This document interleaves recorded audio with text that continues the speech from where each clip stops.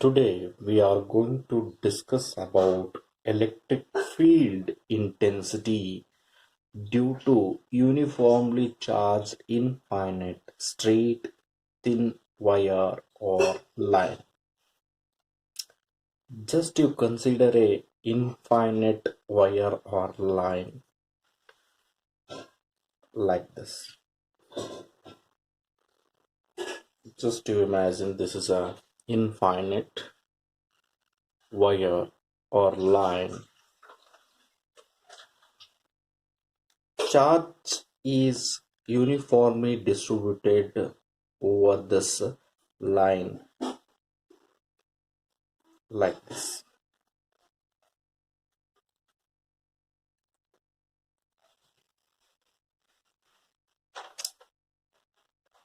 To calculate electric field intensity due to uniformly charged infinite straight thin wire or line or this line, there is a necessity of charge density on this line.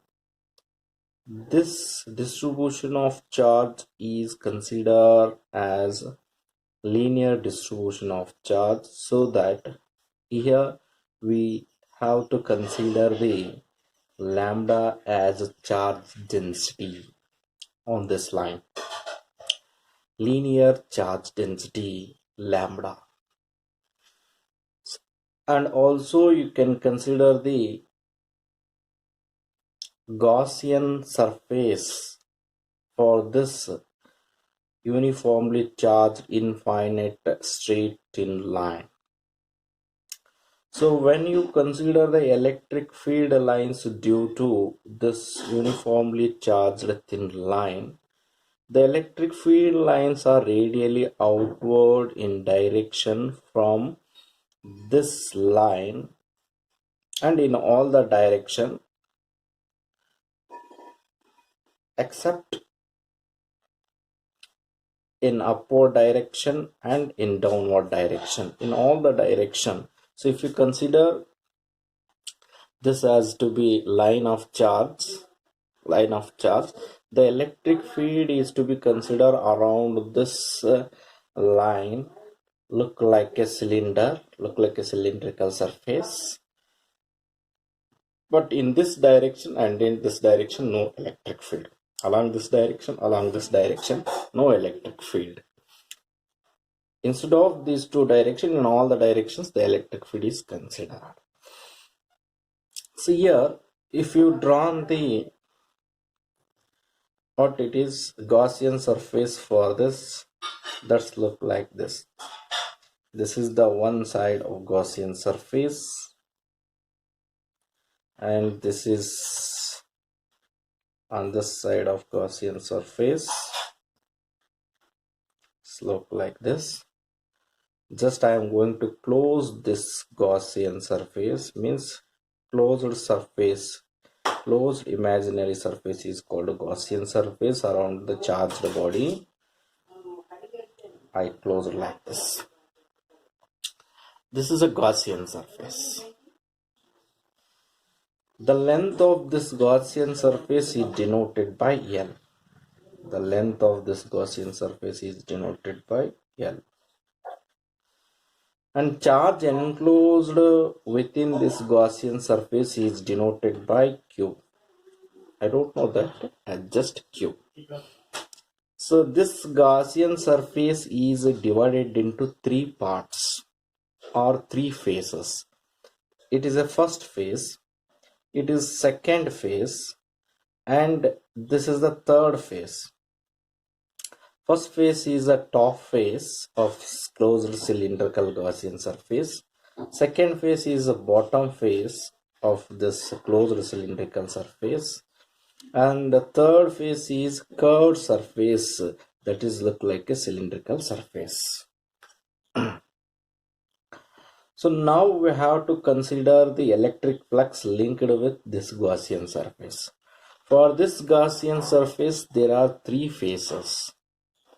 So that here we have to consider the electric flux linked with those three phases. The sum of electric flux linked with those three phases is considered as a total electric flux linked with this Gaussian surface. Electric flux linked with this first phase, electric flux linked with this second phase, electric flux linked with this third surface. All these are very important to calculate the electric fields, electric flux and electric field. First, I have to write electric flux linked with this top face of this cylindrical Gaussian surface due to charge. So if you want to consider the electric flux linked with this first phase, just you consider the small surface area element on this top face. This top face is perpendicular to this line of length L. So the line of length L perpendicular to line, this line charged line. And if you consider small surface element, for that just you have to draw the area vector. Area vector is always perpendicular to the small surface area element, that is denoted by vector ds is the area vector. On this small surface element, how may the direction of electric field is along this direction, because electric field is along this direction. In this direction there is no electric field. The angle between electric field and vector area vector ds is 90 degree here for this surface. Okay, so the electric flux linked with this first phase is to be considered as pi is equals to q by epsilon naught. Pi is nothing but that is E dot ds, vector E dot ds. So E dot ds cos 90 is 0, everything will be 0. So electric flux linked with this first phase is 0. Then electric flux linked with second phase, for that also you can consider small surface area element ds. Small surface area element ds. It is also small surface area element ds. For this small surface area element ds, area vector is along this direction, that is perpendicular to the surface of small surface area element ds. That is denoted by vector ds. And electric field at a point on small surface area element is along this direction. So here also the angle between electric field and area vector ds is 90 degree. So that electric flux linked with this surface is also 0, because the formula of mathematical form of electric flux linked with the surface is E ds cos theta equals to q by epsilon naught according to Gauss law.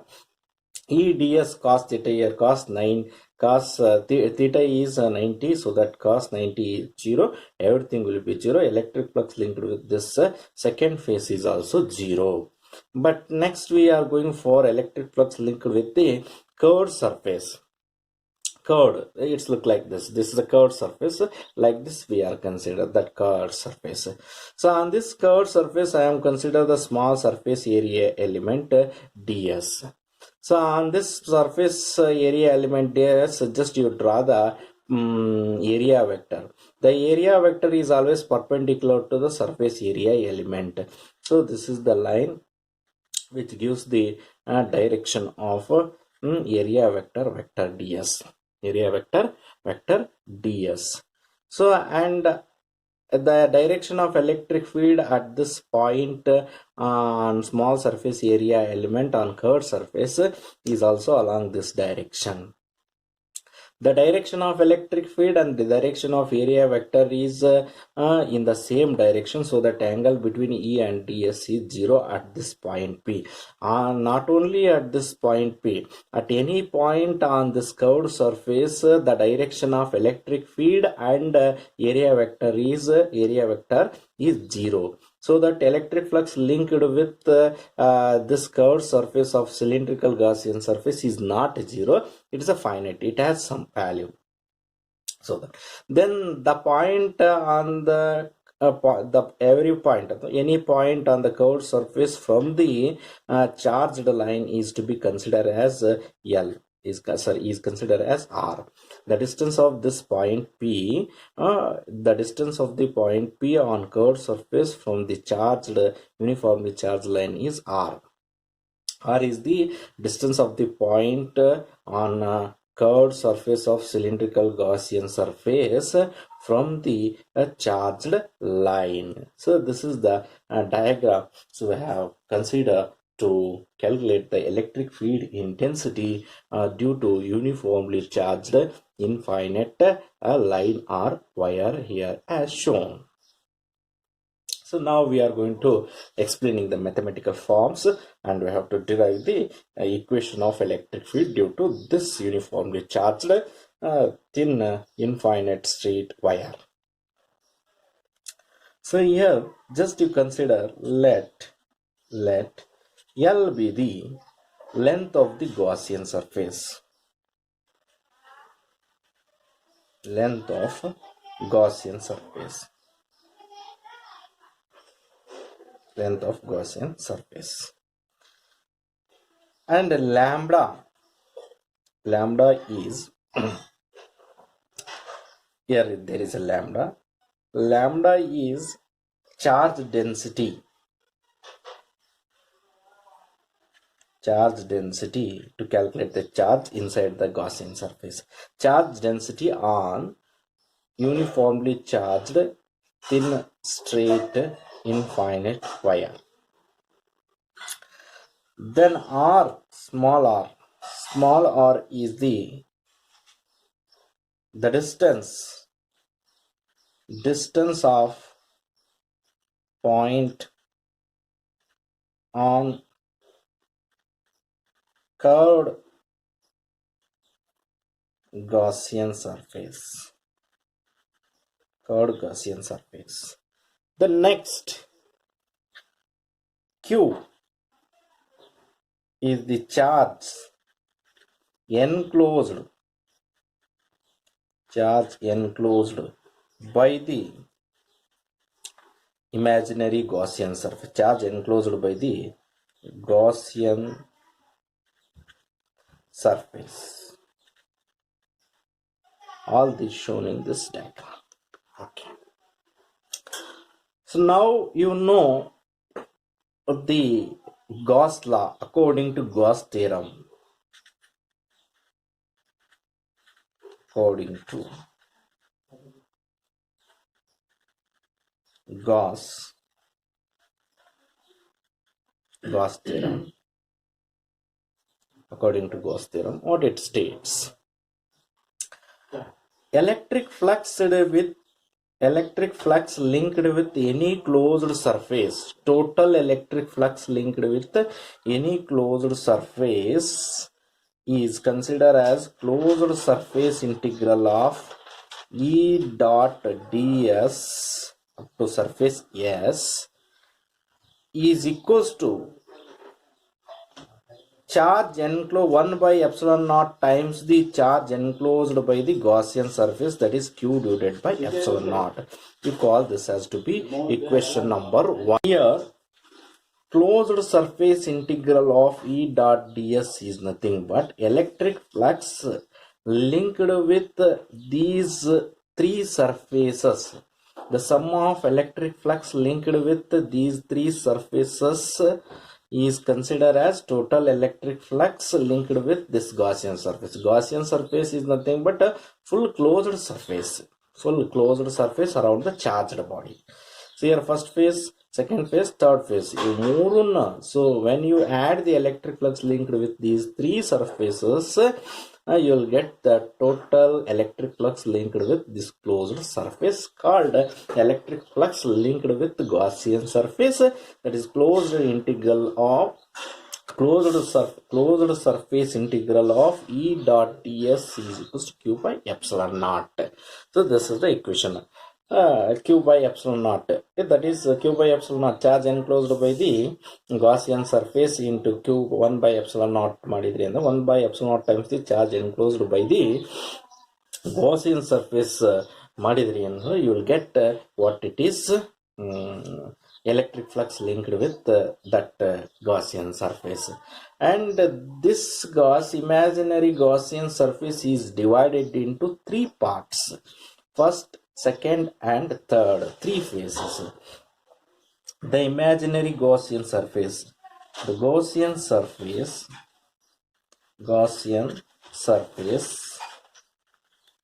divided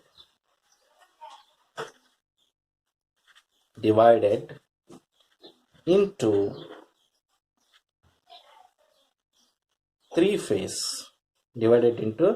three phases.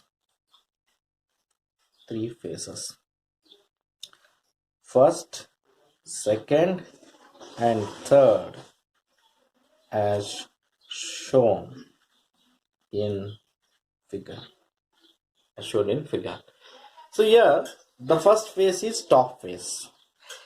The electric flux link with the top phase plus this equation becomes, this Gaussians are divided into three phases as shown in figure. So that therefore equation 1 becomes, therefore closed surface ಬರೋದಲ್ಲ, only surface integral, enclosed just surface integral of first phase integral of first phase, that is E dot ds, plus for second phase surface integral of E dot ds for second phase, plus surface integral of E dot ds for third phase, for third course phase, that is equals to Q by epsilon naught as it is. Question number 2. Since we know that since Q is nothing but charge enclosed by that Gaussian surface, that is Q is equals to lambda into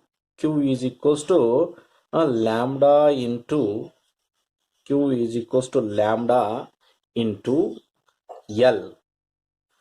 So Q is equals to lambda into L. L is the length of the Gaussian surface within that charge line. Either L line melgade enide charge ide, that is lambda into L module. What you will get, charge enclosed by the Gaussian surface will get, that is total charge enclosed by the Gaussian surface is Q is equals to lambda into L.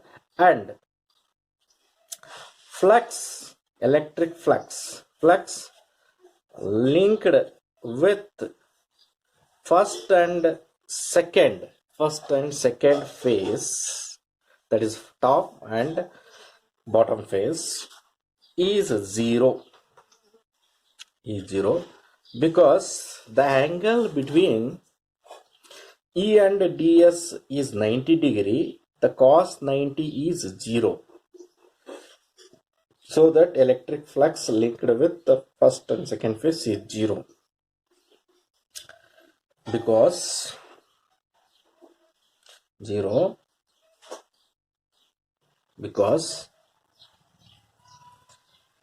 angle between E and ds is 90 degree, that is surface integral of E dot ds is equals to integral of E ds cos 90 is equals to 0. 90 cos 90 is 0 and everything will be 0. But flux linked with third phase is finite. It is not 0, it is a finite, it has some value. So therefore finite, and it changes as point. If you draw that, be as distance r increases from the charge line, of course electric field intensity changes, but at this point in this it is finite. So therefore these two becomes 0. First and For first and second phase, electric flux is 0. So therefore equation 2 becomes electric flux linked with the first phase is 0, electric flux linked with second phase is 0. Only the electric flux linked with the third phase is finite, so that we can write the third phase only.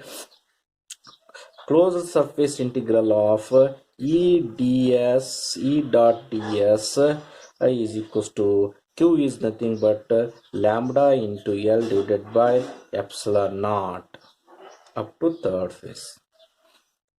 So we call this as to be 3. You can write it as closed surface integral of E ds cos 0 cos theta is theta is 0, so cos theta is equals to, for third surface, is equals to lambda into L divided by epsilon naught. Here theta is 0. The angle between E and ds for curved surface is so 0, cos 0. So therefore closed surface integral of E ds cos 0 is equals to lambda into L divided by epsilon naught. Then just you take E as common, E as it is. Cos 0 is 1. Closed integral of surface integral of ds up to third surface is equals to lambda into L divided by epsilon naught. We call this as to be 4. So here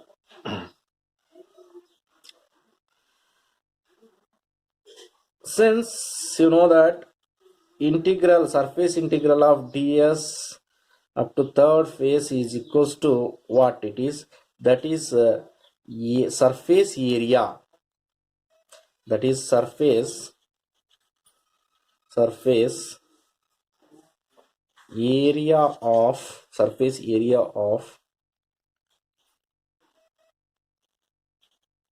cylindrical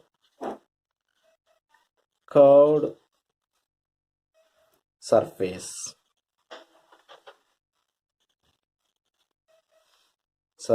is equals to cylindrical curved Gaussian surface is surface area. Adar surface area ಏನಾಗುತ್ತೆ ಅಂತಂದ್ರೆ, the length of that cylinder is L, the distance of the Gaussian cylinder cylindrical Gaussian surface from the charged line is R. Then this is considered as 2 pi. This is a 2 pi circle, that is we are considered as a 2 pi. So 2 pi circumference is 2 pi, and this length is L, and distance of the surface from the charge line is R, so that is considered as mathematically 2 pi R L. 2 pi R L. Then this is a integration of ds, small it is ds, small ds and integrate ಮಾಡಿದ್ರೆ total surface area of that curved surface you will get. So that instead of that mathematical form, so we know that 2 pi RL is the surface area of the cylindrical curved surface. So therefore this equation 4 becomes E into 2 pi RL is equals to lambda into L divided by epsilon. See, L get cancelled. So therefore it becomes, we need a E only. E is equals to lambda divided by 2 pi epsilon naught into R. This is the final equation of electric field intensity due to uniformly charged infinite thin line. So E is inversely proportional to R. E is inversely proportional to R. As distance R as distance R increases from this uniformly charged thin line, electric field intensity goes on decreases, and lambda it changes, then we will consider, of course, electric field intensity will also consider, remaining is constant. This is the Final equation of electric field due to uniformly charged infinite uh, straight thin wire or line. Thank you.